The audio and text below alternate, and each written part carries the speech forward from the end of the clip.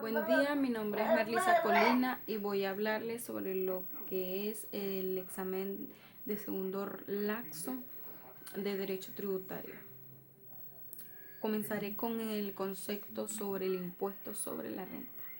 El impuesto sobre la renta es un impuesto aplicado sobre los enriquecimientos anuales netos obtenidos en dinero o en especie. Salvo disposición legal, todas las personas naturales o jurídicas residentes o domiciliadas en Venezuela deberán pagar dicho impuesto. Seguimos con lo que es las características del impuesto sobre la renta. Tenemos por característica 4 características. La primera se refiere a un pago obligado o forzoso. La segunda se crea mediante un instrumento legal que adapta en cada país. La tercera, por tratarse de un enriquecimiento anual, no provee ninguna contraprestación. Y la cuarta es un pago definitivo, por lo tanto no se puede devolver. La territorialidad del impuesto se refiere a un ámbito geográfico o a un espacio donde tiene validez una ley o un gravamen. Todos los estados tendrán la autoridad de gravar todos los enriquecimientos anuales obtenidos en su territorio. Seguimos con lo que es la periodicidad del impuesto. La periodicidad del impuesto son los impuestos de periodicidad anual que grava todas las rentas que provengan del capital o en conjunto de ambos o de la aplicación en conjunto de ambos. Tenemos las ventajas de, de los impuestos. La ventaja de los impuestos serían las siguientes. Es un impuesto productivo. El aumento de su alícuota podría aumentar sus ingresos sin necesidad de echar mano a nuevos gravames. La adaptación a los objetivos de justicia social, la deducción personal, la progresividad y la deducción de sus ingresos. Seguimos con lo que es la impugnación del impuesto. La impugnación del impuesto consiste conocida también como una presunción de hecho. Constituye un hecho concreto, localizado en tiempo y en espacio, determinando el cual el nacimiento de una obligación. Esto está estipulado en el artículo 36 del Código Tributario. No es más que un negocio o un acto económico que resulta afectado el tributo, cuya realización u omisión tiene el nacimiento de la obligación. En pocas palabras, es un hacer o no hacer. Seguimos con lo que son los sujetos pasivos. Los sujetos pasivos los conocemos como las personas naturales, las compañías anónimas de responsabilidad limitada y las sociedades en nombre de colectivos o comanditas. Las tarifas que aplican a estos sujetos pasivos sería en las personas naturales hasta mil unidades, hasta 1000 unidades tributarias, y en las personas jurídicas, que son las compañías anónimas que no trabajan con actividades de hidrocarburos y conexos, hasta 2000 unidades tributarias. Seguimos con lo que son la extinción de la obligación tributaria. Con esto conocemos lo que es el pago. El pago es el cumplimiento de la prestación que constituye el objeto de una relación principal. La forma de pago. El pago debe efectuarse en el lugar y la fecha que indique la ley o el reglamento que le corresponda. La fecha debe efectuarse en la misma fecha en que debe presentarse la correspondiente declaración, salvo que la ley o los reglamentos digan lo contrario. Tenemos también lo que es el pago o a las cuentas. Debe hacerse expresamente dispuesto o autorizado por la ley. Y la impugnación del pago. Por impugnación del pago decimos que la administración tributaria y los sujetos pasivos o terceros al pago de las obligaciones tributarias deberán impugnar el pago. En todos los casos, al concepto de los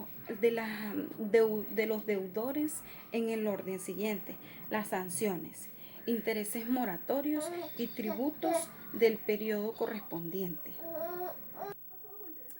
Seguimos con lo que son las prórrogas o facilidades de pago. Esto está en el artículo 45 del Código Tributario.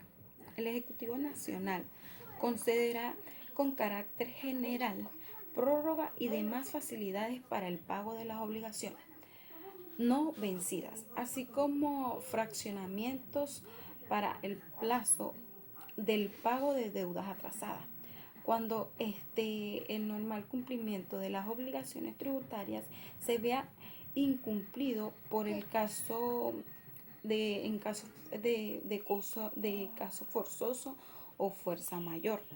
También tenemos lo que es el artículo 46 del Código Tributario, que establece que las prórrogas y fraccionamiento y plazos las prórrogas y demás facilidades de pago personales de las obligaciones no vencidas podrán ser acordadas con carácter excepcional en caso que sea personal.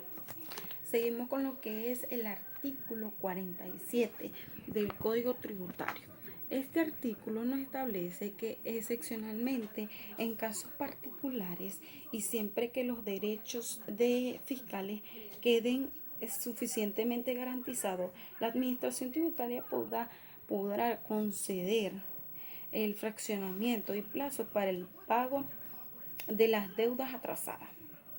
En este caso, se causará intereses sobre montos financieros. Luego seguimos con lo que es los efectos del pago. Los efectos del pago es la extinción de la obligación, y para conseguir la libertad del deudor que tiene derechos a exigir del acreedor, el Estado, el reconocimiento de estas situaciones y el otorgamiento del recibo correspondiente. El efecto liberario del pago constituye un derecho particular adquirido en respecto del impuesto satisfecho, amparado por los preceptos constitucionales. Seguimos con lo que es la potestad tributaria.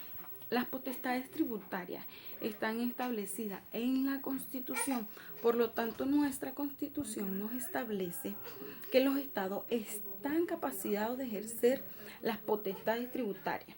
Esto quiere decir que el mismo es quien establece la obligación pecuniaria para todos los contribuyentes. Por lo tanto, la Constitución nos dice que la nación, los estados y los municipios son los que están dotados de potestad tributaria. Por lo tanto, la clasificación de esto sería que son las nación tributaria, los estados tributarios y los municipios tributarios, los potestades de municipios tributarios.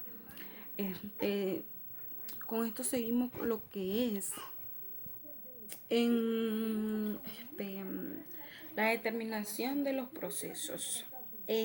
Tenemos por determinación que consiste en un acto conjunto de actos emanados por la administración tributaria de los particulares o de ambos coordinadamente, destinados a establecer cada caso particular para la configuración de presupuestos de hechos. Seguimos con lo que es la autodeterminación.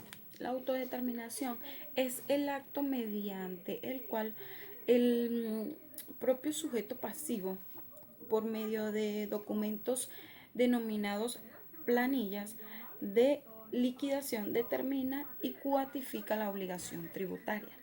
Tenemos lo que es la determinación de oficio. Es un acto administrativo mediante el cual el sujeto activo, o sea, el Estado, es procede a determinar y cuantificar la obligación del tributo. Es el artículo 130 del Código Tributario. La determinación tributaria se realizará aplicando los siguientes sistemas, que son sobre base cierta, con apoyo en todos los elementos que permitan conocer en forma directa los hechos impunibles, sobre base presunta. En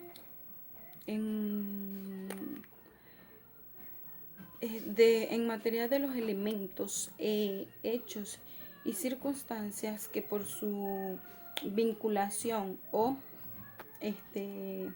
conexos con los hechos impunibles permitan determinar la existencias y cuantía de las obligaciones tributarias. Por último, tenemos que algunos estudios del derecho tributario agregan que hay una tercera forma de determinación, que es la misma, la mixta, que es la que efectúa la administración en colaboración de un sujeto pasivo. Esto es todo. Muchas gracias por, por ver mi video. Espero una pronta calificación.